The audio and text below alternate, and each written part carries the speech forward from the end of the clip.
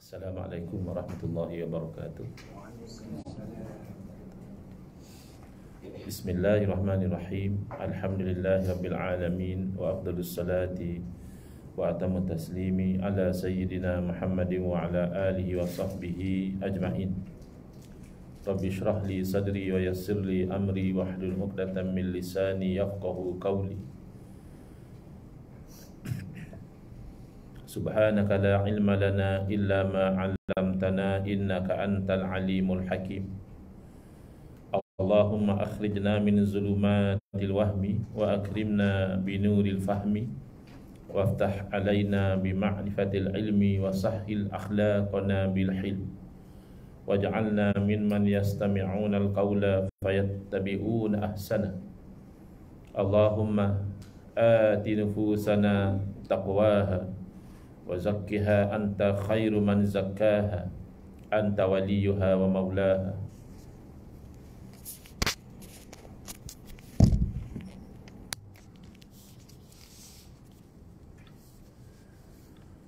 Allahumma arinal haqqa haqqan warzuqna ittiba'ah wa arinal batila batilan warzuqna ijtinabah.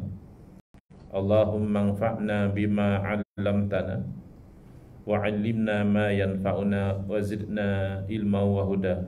Amma ba'd. Alhamdulillah, muslimin, muslimat, tuan-puan yang saya hormati, syukur kehadirat Allah pada pagi ini insya-Allah kita menyambung pengajian kuliah duha 2 kali sebulan, yang mana kita menggunakan kitab Kekeliruan Umat. Inilah jawapannya, susunan Al-Fadhil Ustaz Mahdi bin Haji Jul hafizahullah ta'ala wa nafa'ana bihi wa bi'ulumihi fid dharaini amin.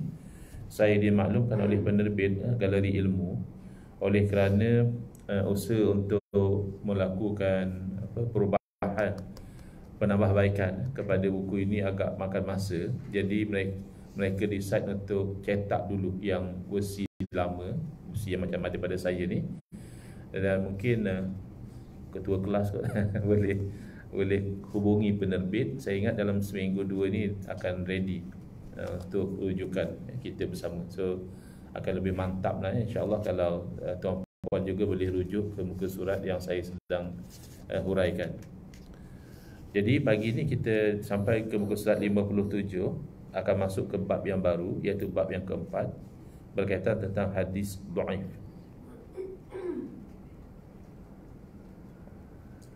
Di mana kekeliruan itu? Iaitu ada sebahagian daripada kalangan umat Islam yang menyangkakan kalau hadis itu dhaif, kita tak boleh pakai. Kadang-kadang kita amal dengan satu amalan, lalu kawan kita komplain, kau kenapa buat amalan ni? Ni kenapa baca Yasin malam Jumaat? Kita kata ada hadis Nabi SAW bagi tahu, siapa yang baca Yasin pada malam Jumaat, nanti Allah akan ampunkan dosa dia. Wish, tu hadis dhaif tu, tak boleh pakai. Jadi ini keliru. Betul ke bila sesuatu hadis itu dikatakan dhaif, maka kita tak boleh bersandar kepada hadis itu? Ini yang kita nak bincang dalam tajuk bab yang keempat ini. Baik. Bahkan kadang-kadang mereka sampai merendah-rendahkan ustaz-ustaz atau golongan-golongan tertentu. Mereka buat satu page khusus di Facebook, ustaz-ustaz yang dituduh menggunakan hadis dhaif dan palsu dalam ceramah mereka, lalu di downgrade kan, dihina, diperli dan sebagainya. Jadi elok kalau kita faham isu hadis dhaif ini. Baik, kita ambil yang basic dahulu, iaitu yang pertama, yang kita orang Islam tidak ada khilaf, adalah kita wajib beramal dengan perintah Allah Subhanahu Wa Taala dan perintah Rasul Sallallahu Alaihi Wasallam. Itu insya-Allah orang Islam umumnya tak ada masalah, boleh fahamlah soal kita tu tak teramalkan, kita ada masanya terikut hawa nafsu, langgar perintah Allah. Itu cerita nombor 2. Cerita nombor 1, kita faham kita wajib beramal dengan perintah Allah dan perintah Rasul. Soalan, macam mana kita tahu itu perintah Allah? Macam mana kita tahu itu perintah Rasul? Jawabnya melalui Quran dan hadis. Ini juga jelas melalui Quran dan hadis. Soalan yang ketiga, macam mana kita tahu yang dikatakan Quran itu memang Quran? Maknanya wahyu daripada Allah Subhanahu Wa Taala, Allah turunkan kepada Nabi SAW, dikata ini ayat Quran. Mana kamu tahu memang itu ayat Quran? Bila dikatakan ini hadis Nabi SAW, benda ni haram. Kenapa? Sebab Nabi SAW bersabda sekian. Benda ni wajib kerana Nabi SAW pernah bersabda begini-begini. Macam mana kamu tahu yang dikatakan hadis itu adalah hadis? Kerana wahyu bukan turun kepada kita. Jibril bukan menurunkan wahyu kepada kita. Bahkan Nabi SAW baginda tidak menyampaikan wahyu kepada kita. Baginda menyampaikan wahyu kepada sahabat. Yang kata ini ayat Quran tu orang yang sezaman dengan kita, tok guru kita, ustaz kita. Yang kata ini hadis, itu orang yang sezaman dengan kita. Jadi macam mana kita nak tahu yang dikatakan Quran itu Quran, yang dikatakan hadis itu hadis? Jawapannya adalah melalui periwayatan. Kita dengar daripada guru kita ambil daripada guru dia, ambil daripada guru dan seterusnya. Baik. Jadi di sinilah cerita isu sahih dhaif ni didatang di sini. Perkhabaran apabila diberitahu oleh satu bilangan yang begitu ramai, dia akan mengakibatkan kita sudah tidak ragu-ragu bahawa perkhabaran itu betul. Saya bagi contoh, jangan kita cerita Quran hadis lagi. Kita cerita benda-benda biasa saja, ya. Kalau saya tanya tuan-puan sekarang ini, siapakah Perdana Menteri Malaysia yang sekarang? Yang Mak Berhormat? Tadi yang nak jawab. Datuk Seri Anwar Ibrahim. Okey. Saya nak tanya lagi, tuan yang mengatakan Datuk Seri Anwar Ibrahim, tuan hadir ke masa majlis akad sumpah? Tak hadir. Tuan lihatkah apa tu watikah pelantikan? Tengok di TV saja, tak tengok betul-betul lah solat dia, tidak. Baik. Tuan ada ragu-ragu ke kalau Yang Mak Berhormat Datuk Seri Anwar Ibrahim itu sekarang Perdana Menteri, atau tuan yakin? Yakin. Tengok, kenapa yakin padahal kita tidak hadir majlis akad sumpah? Padahal kita tak lihat surat pelantikan itu dengan mata kepala kita sendiri. Kita yakin kerana perkhabaran tentang berita itu sampai kepada kita melalui sumber yang pelbagai. Kalau kita tengok Asrul Awani, itulah berita dia. Kalau kita tengok Harakah Daily, itulah berita dia. Kalau kita tengok Al Jazeera, itulah berita dia. Kalau kita tengok CNN, itulah berita dia. Maka logiknya tak mungkinlah seramai itu pakat terlupa, pakat tersilap. Sebenarnya bukan Anwar Ibrahim, sebenarnya Tan Sri Muhyiddin Yassin sebenarnya. Takkanlah, tak mungkin. Seorang dua mungkin tersilap, seorang dua mungkin terlupa. Tapi kalau sekian ramai sources sumber meriwayatkan khabar yang sama, walaupun kita tidak lihat dengan mata, walaupun kita tidak dengar dengan telinga, walaupun kita tidak hadir di tempat kejadian, kita yakin. Itu dia panggil mutawatir. Boleh catat ya. Riwayat yang diriwayat oleh bilangan yang ramai itu namanya mutawatir. Jadi kaedah bahasa Arab mengatakan al-mutawatiru yufidul qat'a. Perkhabaran yang sampai dengan riwayat yang ramai itu menatijahkan pasti. Kotak ni asalnya putus ya, potong. Maknanya dah tak ada mungkin ke dia lupa, mungkin ke dia silap, tak. Kalau dah segitu ramai, yakin memang perkhabaran itu betul. Tapi bayangkan kalau hanya satu orang saja yang khabar berita. Pada satu orang dia pagi ni cakap kat kita, apa tu Perdana Menteri letak jawatan. Kita, kau ni dia betul. Kau kan puluhan tahun berjuang nak jadi Perdana Menteri. Takkanlah tak sampai setahun letak jawatan, kau biar betul. Sangat seorang dua kita ragu-ragu. Tapi kalau dah masuk berita, mana tahu kan benda itu tak mustahil, walaupun highly unlikely lah ya, baru naik Perdana Menteri nak letak jawatan tu. Tetapi dari segi akal tak mustahil. Katalah lepas tu masuk berita dalam CNN, masuk berita dalam Asrul Awani, masuk dalam berita, tak, kita dah berubah. Walaupun berita tu agak mengejutkan, tapi kita yakin. Itu beza antara perkhabaran dipanggil khabar mutawatir, diriwayat oleh bilangan yang ramai, dengan khabar ahad dipanggil. Ahad ni maknanya mungkin seorang, dua orang, tiga orang. Masih ada ragu-ragu dari segi kebenaran berita yang disampaikan itu. Setakat itu jelas tak? Now kita move kepada cerita Quran dan hadis. Al-Quran riwayatnya itu kesemua sekali mutawatir. Mana ayat-ayat Al-Quran itu diriwayatkan oleh bilangan umat Islam yang begitu ramai, sekira-kira mustahil yang dikatakan Quran itu sebenarnya bukan Quran, tak mungkin. Makanya haram, bahkan membawa kepada kufur. Orang boleh jadi kafir kalau dia mempertikaikan ini ya ke ayat Quran ni. Dia boleh jadi kafir kerana sudah memang yakin itu daripada Nabi SAW. Baik, Kita pergi kepada hadis. Hadis sebahagiannya macam Al-Quran juga, iaitu diriwayat oleh bilangan perawi. Perawi ni maknanya orang yang meriwayatkan sesuatu riwayat, diriwayatkan oleh bilangan perawi yang ramai. Maknanya disebut hadis mutawatir. Jadi sebagaimana Al-Quran sampai secara mutawatir dia menatijahkan yakin, maka hadis yang mutawatir juga menatijahkan yakin itu memang diucap oleh Nabi sallallahu alaihi wasallam. Sama seperti Quran, menolak hadis mutawatir boleh bawa kepada kufur. Cuma lepas hadis itu sudah mutawatir, akan dibincanglah ya, apa sebenarnya maksud hadis ni. Nabi maksudkan ni haram ke makruh saja? Ni Nabi suruh ni wajib ke sunat? Itu perbincangan lain. Itu perbincangan makna hadis. Yang kita nak bincang tadi, betul ke itu daripada Nabi SAW? Kalau hadis mutawatir memang confirm, tidak ragu-ragu, bahkan tidak boleh diragu-ragukan. Kena terima, itu daripada Nabi. Tetapi berbeza dengan Quran. Kalau Quran kesemuanya mutawatir, hadis ada sebahagian mutawatir, tapi banyak hadis tidak mutawatir. Dipanggil hadis ahad. Banyak hadis ahad hanya diriwayatkan oleh satu orang saja perawi. Ada diriwayatkan oleh dua orang saja perawi misalnya. Jadi hadis ahad ni banyak. Jadi satu masa dahulu ada sebahagian orang dia kata, kalau hadis ahad saya tak menerima sebab ada ragu-ragu. Jadi ini telah ditolak oleh para ulama. Kenapa pula? Kalau setakat satu dua kamu tak boleh terima. Dalam mahkamah pun dua saksi diterima. Dalam hal-hal tertentu satu saksi pun diterima. Setakat nak tengok anak bulan satu saksi juga diterima. Bab peranakan satu saksi diterima. Kenapa dua saksi hadis Nabi kamu nak tolak? Jadi secara kesimpulan ulama terima hadis ahad. Tapi oleh kerana hadis ahad ini ada keraguan, tak macam hadis mutawatir, maka para ulama mereka terpaksa bekerja lebih, extra work. Apa extra work dia? Kalau hadis mutawatir dah terima ini memang hadis Nabi, dah cukup ya. Tinggal para ahli fiqh lah nak gali apa hukum daripada hadis ni. Tapi ini kami sebagai pengkaji hadis, ini memang confirm hadis Nabi.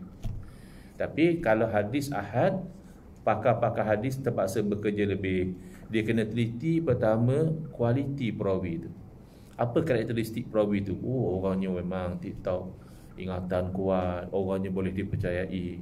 Mana kemungkinan besar kalau orang ni cerita memang cerita itu betul.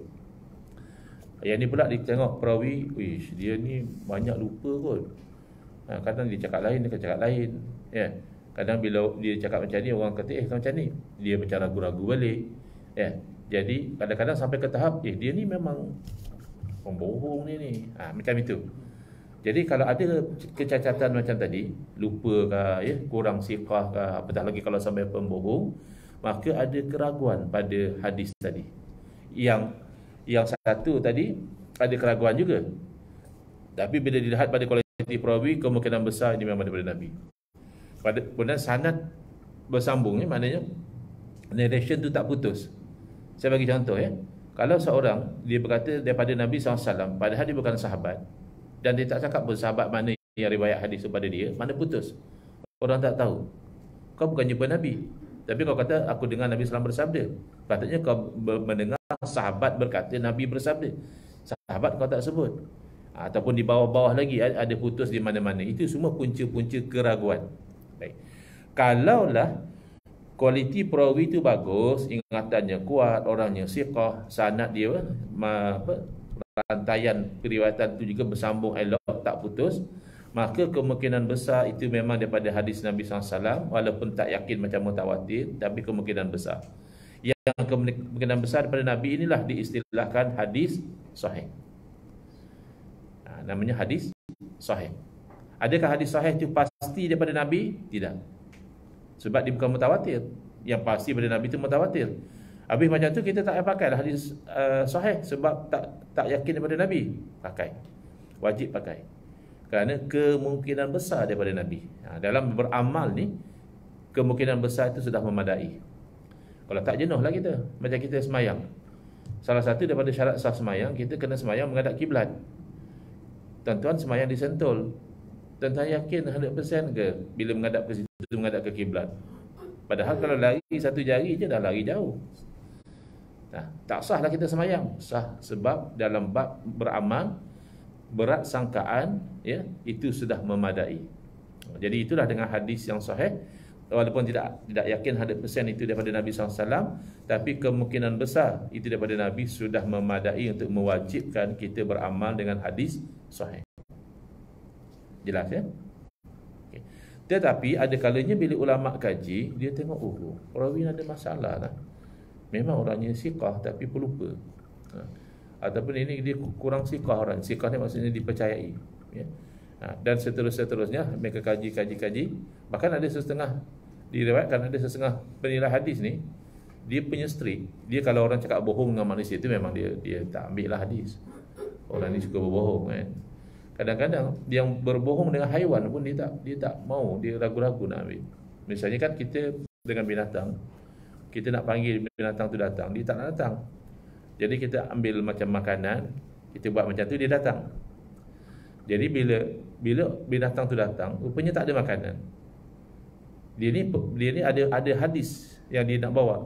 Tapi penilai hadis ni dia cakap, oh, engkau dengan binatang kau menipu, aku tak confident nak ambil hadis oleh kau.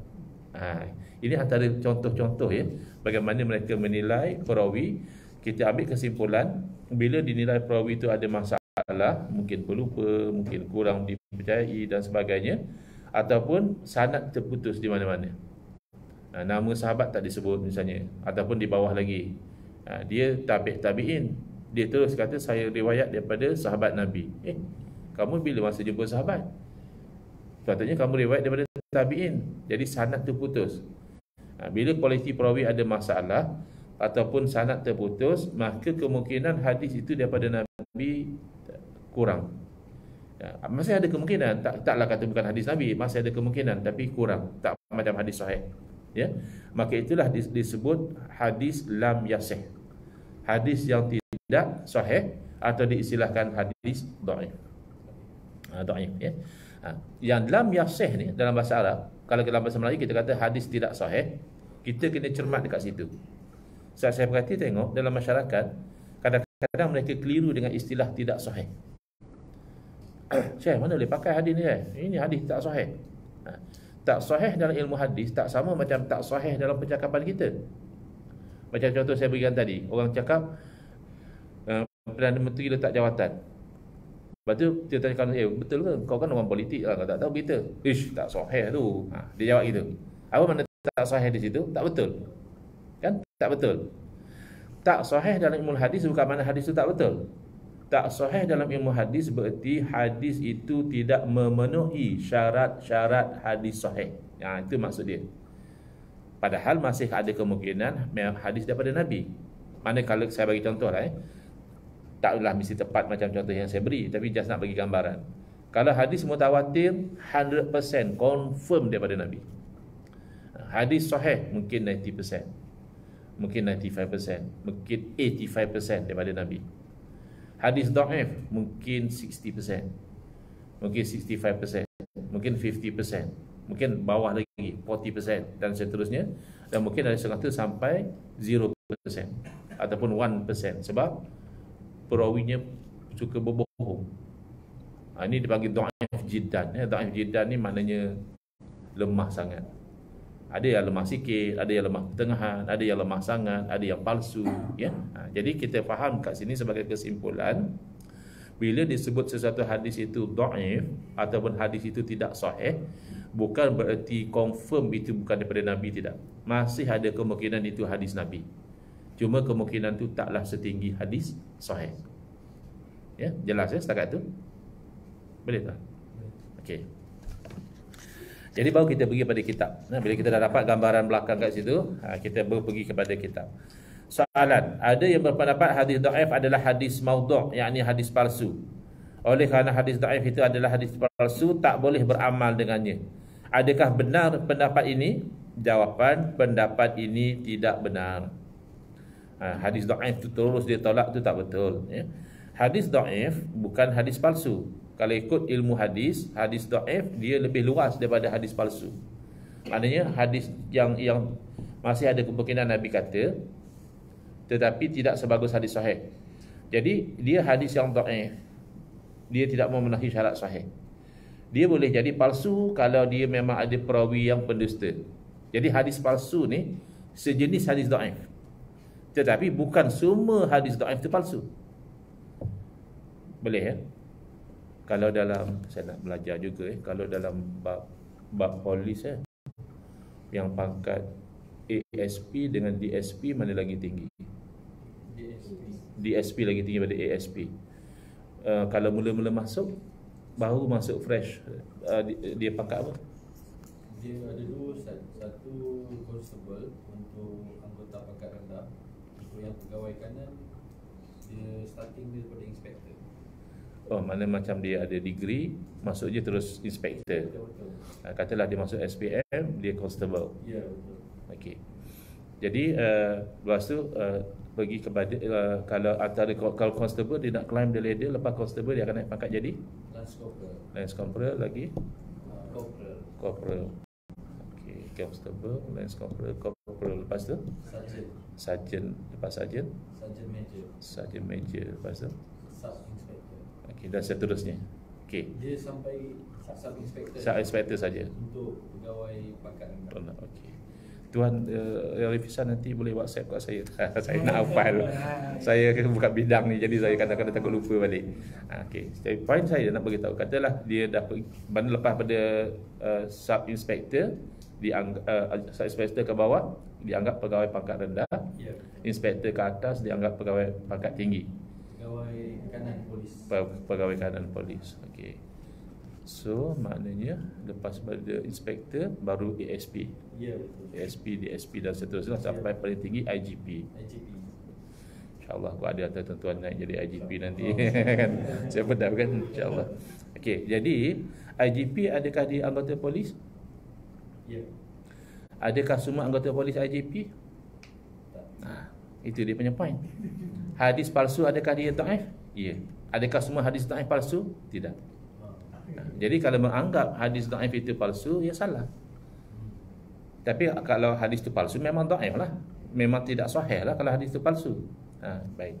Jadi palsu tak palsu, dhaif tak dhaif, sahih tak sahih ni sebenarnya adalah kajian para ulama. Bila ulama kaji masih terbuka kepada berbeza pandangan. Ini satu kita nak kena faham. Sebab kadang orang bila dia kata, oh hadis ni dhaif, tak semestinya di sisi ulama lain dhaif. Boleh jadi ulama lain nilai-nilai, dia kaji-kaji, dia kata ini sahih, tak ada masalah. Sebagai contoh, bila kita bekerja dalam satu office, kadang-kadang orang bincang tentang office mate kita. Dia baru masuk, katakan 2-3 bulan, lepas tu ada satu orang tanya, dia tu macam mana, okey tak? Kadang-kadang orang tanya macam tu. Seorang jawab, aku kalau dengan dia ni kurang boleh percaya sikit. Kan? Tapi yang seorang lagi akan jawab, kalau setakat aku kawan dengan dia, okey je, tak ada masalah pun. Dua penilaian yang berbeza terhadap orang yang sama. Jadi itu yang berlaku pada penilaian hadis. Kadang-kadang mereka tengok perawi ni, yang ni kata perawi ni tak boleh percaya, yang seorang kata perawi ni okey. Jadi sebab itu hadis itu juga akhirnya dinilai berbeza. Di sisi ulama ni dia kata hadis ini dhaif, di sisi ulama satu lagi dia kata sahih, di sisi ulama lagi bahkan boleh jadi dia kata maudhu' sebab dia jenis trik. Jenis trik dia akan cepat kata ni hadis ni dhaif, hadis ni palsu. Yang jenis longgar dia cepat kata hadis ni sahih. Maka poin saya adalah penilaian hadis itu sendiri masih boleh berbeza pandangan di kalangan para ulama. Baik, sekarang kita nak fokus pada hadis dhaif saja. Hadis dhaif itu tidak hadis palsu, boleh beramal dengan hadis dhaif.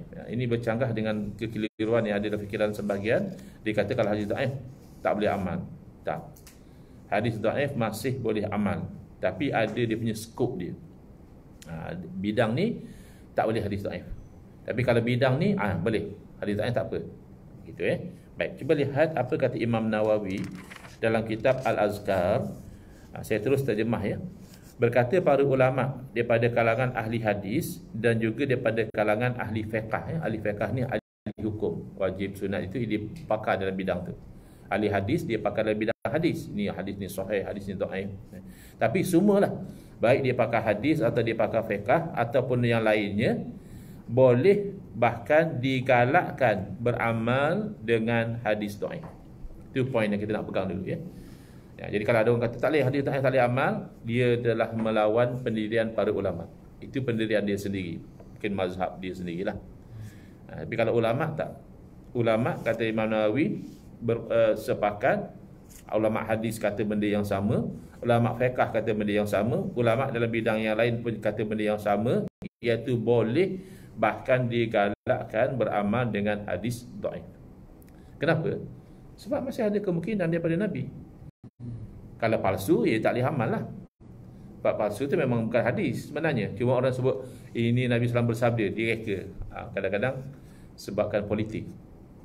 Sebab politik, dia nak supaya orang sokong politik dia reka-reka kononnya Nabi bersabda begini-begini. Ya na'udzubillah lah, contoh lah, ini contoh. Dia kata, siapa yang mengundi parti sekian masuk syurga, bersabda Nabi SAW. Tak mungkin lah Nabi kata gitu. Zaman Nabi pun belum ada parti. Kan macam mana pula Nabi bersabda, siapa yang undi parti sekian-sekian boleh masuk syurga. Zaman Nabi belum ada parti-parti lagi. Itu sebagai contoh. Ataupun ada yang contohnya dia jual terung. Nak bagi laku terung, Nabi SAW bersabda, siapa yang makan terung, sekian-sekian dia punya fadilatnya. Ini contoh ya. Jadi hadis palsu tak boleh amal. Ya. Tetapi ini juga poin yang penting. Tak semestinya bila ada hadis palsu, maka amalan tu jadi palsu. Yang ni yang saya ada saman satu YouTuber. Sebab bila saya terangkan isu ni, dia speed dalam YouTube dia kata ustaz ni membela hadis palsu. Ustaz ni membuat kempen membela hadis palsu. Jadi saya kata tak. Saya tak maksud macam itu. Awak kena minta maaf dengan saya. Awak dah memburukkan saya. Dia tak nak. Dia tak nak minta maaf. Saya terpaksa pasang lawyer sama di mahkamah. Bila kena sama di mahkamah baru dia faham. Dia baru minta maaf. Kadang-kadang manusia ada macam itu. Kalau kita cakap elok-elok dia tak layan. Bawa lawyer sama di mahkamah, baru akal dia balik. Bukan akil balik, akai balik. Sebelum tu akai dia pergi mana tak tahu. Jadi maksud saya apa? Saya bagi contoh ya. Ada hadis yang palsu tentang kelebihan solat tarawih. Ni kita dah dekat Ramadan. Dia kata siapa yang solat tarawih pada malam pertama, sekian banyak dia punya pahala dia. Sembahyang tarawih malam kedua, ini pula pahala dia. Ya? Hadis itu palsu. Soalan saya, adakah solat tarawih palsu? Tak, solat tarawih tidak palsu. Hadis tentang solat tarawih itu palsu. Solat tarawih adalah amalan yang memang sahih. Dia hadis-hadis yang lain. Itu yang saya nak terangkan. Contohnya puasa bulan Rejab, kan? Ini bulan Rejab. Ada ramai orang puasa. Tapi ada orang kata, apa kau puasa bulan Rejab? Hadis-hadisnya semua palsu. Paling-paling pun dhaif. Jangan. Ya, hadis tu palsu. Hadis tentang kelebihan puasa bulan Rejab palsu. Ya, hadis tentang kelebihan bulan Rejab tu palsu. Tetapi bukan berarti bulan Rejab tidak ada kelebihan. Bukan berarti puasa pada bulan Rejab tu tidak disunatkan. Kenapa bulan Rejab ada kelebihan? Kerana bulan Rejab adalah salah satu daripada 4 bulan haram dipanggil. Dalam Quran ada cerita tentang 4 bulan yang haram ni. Apa maksud bulan yang haram? Bulan yang lebih dihormati sehingga zaman itu kalau peperangan tidak boleh pada bulan haram. Kan zaman tu orang Arab memang rajin, sekarang pun rajin perang juga. Dulu lagi rajin berperang orang Arab. Tapi kalau bulan haram mereka ceasefire. Mereka tidak akan berperang pada bulan haram. Dia anggap bulan haram kalau berperang tu satu kesalahan besar. Dan buat dosa pada bulan haram itu lebih besar lagi berbanding pada bulan lain. Dosa tetap dosa, tapi lebih teruk lagi. Contohlah, ya orang minum arak berdosa tak? Ya berdosa. Tapi minum arak depan Kaabah, ia lebih teruk lagi. Tempat yang mulia kau pergi minum arak. Gitu. Jadi tidak semestinya hadis itu palsu, automatik amalan itu palsu ya. Bulan Rejab mulia kerana salah satu pada bulan haram yang 4, dan sunat puasa pada bulan Rejab kerana memang disunatkan berpuasa pada bulan-bulan haram. Bulan-bulan yang digalakkan kita melakukan ibadah lebih. Kemudian dalam satu hadis Nabi SAW ditanya, kenapa baginda rajin puasa pada bulan Syaban? Sahabat tengok Nabi SAW pada bulan Syaban rajin puasa. Jadi sahabat tanya, ya Rasulullah, kenapakah rajin berpuasa pada bulan Syaban? Nabi SAW menjawab, kerana bulan Syaban ni bulan yang orang lalai antara Rejab dan Ramadan. Rejab orang tak lalai, Ramadan orang tak lalai, Syaban orang lalai. Jadi Nabi tak nak lalai, Nabi puasa pada bulan Syaban. Maka difahami zaman Nabi lagi Rejab orang puasa. Sebab Nabi kata orang tak lalai antara Rejab dan Ramadan, Syaban orang lalai. Rejab mana orang tak lalai, orang puasa. Ramadan confirm orang puasa sebab wajib. Jadi Rejab orang puasa sunat, Ramadan orang puasa wajib, Syaban ramai orang tak puasa, Nabi puasa. Jadi hadis tentang kelebihan puasa bulan Rejab palsu, Tapi puasa pada bulan Rejab tidak palsu. Hadis tentang kelebihan solat tarawih ada yang palsu, tapi bukan berarti solat tarawih tidak ada kelebihan. Sabit dalam hadis yang lain kelebihan solat tarawih. Jelas ya? Benda ni penting ya, sebab berlaku dalam masyarakat. Saya pernah pergi satu masjid, AJK masjid kata, "Ustaz, boleh tak Ustaz terangkan balik tentang puasa Rejab? Sebab kami tersalah jemput Ustaz." Dia sampai datang, dia cerita hadis palsu, dah jemaah ingat tak sunat puasa bulan Rejab.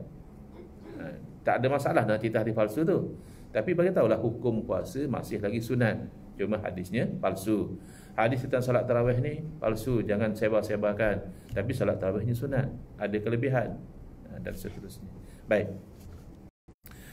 sekarang saya nak pendetailkan sikit ya. Apabila dikatakan harus dan sunat beramal dengan hadis yang dhaif, dia ada skop dia. Skop dia adalah pertama fadail. Fadail ni plural kepada fadilat. Hadis tu hanya cerita kelebihan. Contoh ya, macam tadi. Man qara'a surah Yasin lailatal Jum'ati ghufira lahu. Barang siapa yang membaca surah Yasin pada malam Jumaat, diampunkan dosa dia. Hadis itu dhaif. Tapi dia cerita tentang hukum ke? Tak, hukum baca Yasin semua orang tahu sunat. Baca Quran kan sunat. Dia hanya cerita kelebihan. Kalau baca Yasin malam Jumaat, kelebihannya diampunkan dosa. Tapi itu ada kemungkinan hadis daripada Nabi, tapi ada kemungkinan bukan daripada Nabi. Tak pasti sangat sebab dhaif ya. Kenapa diamalkan? Kerana kalau betul daripada Nabi dapat fadilat. Kalau tak betul pun dapat pahala. Sebab baca Quran kan dapat pahala. Okay. Konsep beramal dengan hadis dhaif ni adalah konsep berhati-hati. Iaitu kalaulah itu daripada Nabi kan rugi, kita tak dapat fadilat. Tapi kalau bukan daripada Nabi pun tak ada masalah, sebab hukum dah jelas. Misalnya ya, barang siapa yang solat di awal waktu sekian-sekian fadilat dia. Kita pun solat awal waktu. Rupanya bukan daripada Nabi ya, solat awal waktu memang itu dituntut, tak ada masalah. Siapa yang tinggalkan solat dengan sengaja, maka azabnya begini. Ya, rupanya hadis tu dhaif. Tak ada masalah. Memang tinggal solat tu hukumnya haram. Begitu. Itu namanya tagrib dan tarhib. Tagrib menggalakkan.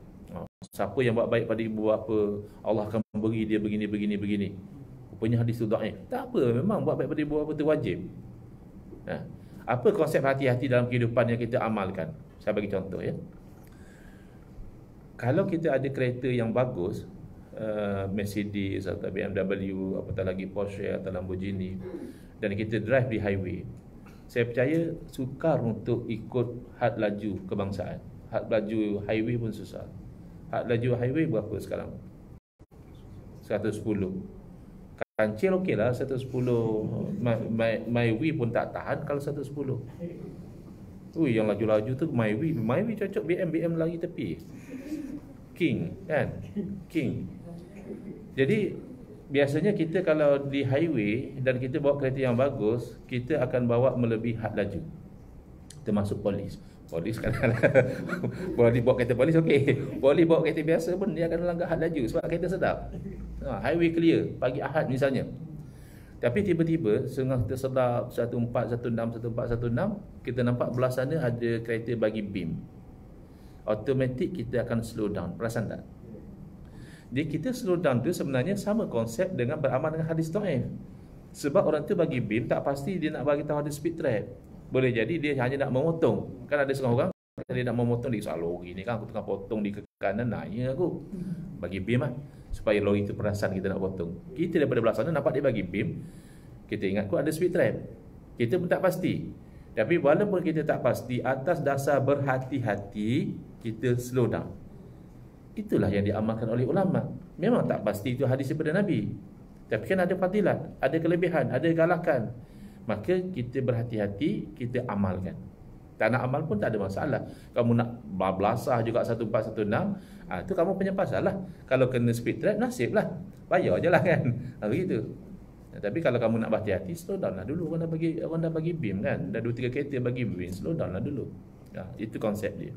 Jadi kata Imam Nawawi, diamalkan hadis dhaif ini pada fadilat.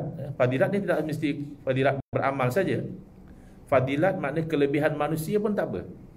Saya perasan dalam masa bulan Rabiul Awal yang lalu, Facebook JAKIM kena hentam oleh sebahagian netizen sebab Facebook JAKIM siarkan satu poster yang menceritakan bahawa Nabi SAW apabila baginda lahir, api sembahan orang Majusi padam.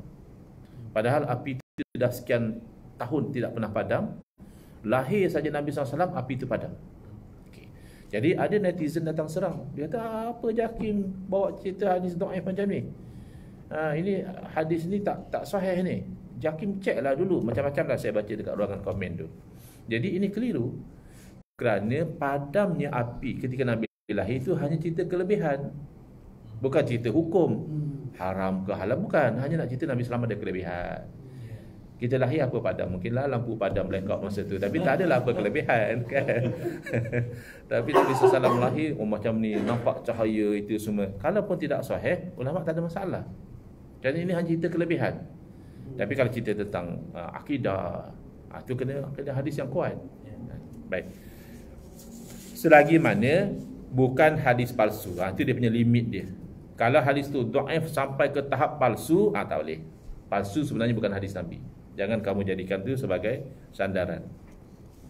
Adapun hukum hakam, seperti nak kata satu benda tu halal, ataupun nak kata satu benda tu haram, ataupun jual beli, nak kata jual beli ni sah, nak kata jual beli macam ni batal, ataupun nikah cerai, nikah macam ni sah, nikah macam ni batal, cerai macam ni jatuh, cerai macam ni tak jatuh. Yang itu hadis dhaif tak dipakai. Sebab ni nak tetap hukum kena ada degree yang lebih tinggi. Maka tidak diamalkan kecuali hadis sahih, paling tidak hadis hasan. Apa beza sahih dengan hasan? Sahih tu memang dia sahih lah. Hasan dia kurang sikit, tapi masih okey. Kadang-kadang dia hasan tu sebab dibantu oleh hadis lain. Bila ulama nilai hadis tu sendiri, dia kata dhaif.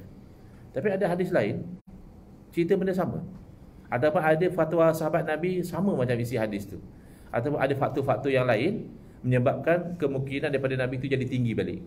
Walaupun technically dhaif, lihat kalau pada kualiti perawi dhaif. Tapi lihat pada faktor luaran, dia jadi kuat balik. Itu disebut hadis hasan. Hasan li ghairihi ya. Baik. Jadi inilah konsep beramal dengan hadis dhaif pada skop-skop tertentu diamalkan. Seperti kelebihan, menggalakkan, menggerunkan.